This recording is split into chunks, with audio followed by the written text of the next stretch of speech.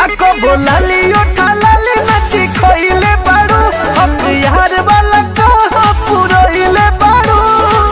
ओइसे धरवा तनी लागी हो भगबू तो पाप बड़ी लागी हो अरे लागी हो चुमा लगा लग जागे हो मारे मारे लगी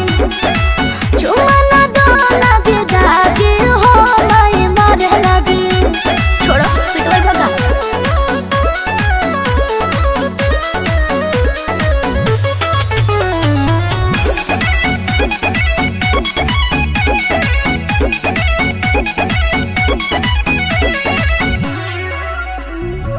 ना ना ना ना हो घरे तू जा हो अभी छुआए बमना हो काहे हो हट ना बाऊ मोर अभी छूटा चर लेबे द काहे? प्रीतिया के मीठा असर लेबे द बोलो ना तो ना बागी हो इहे दुहाई हम मांगी हो अरे मांगी हो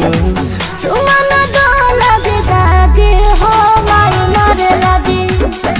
चुमा लगा लग जागे हो मारे मारे लगी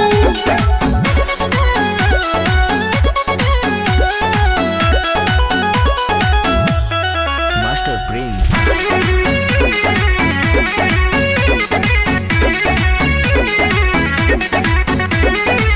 कल हो बबेरा डालो ना घेरा हो जाए जान हो अंधेरा अरे हो जाए तो आधार बात छोड़ो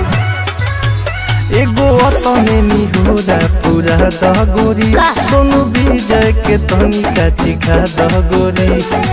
सेवा का दहे बात लागे हो अब ना कोरवा में टांगी हो अरे टांगी हो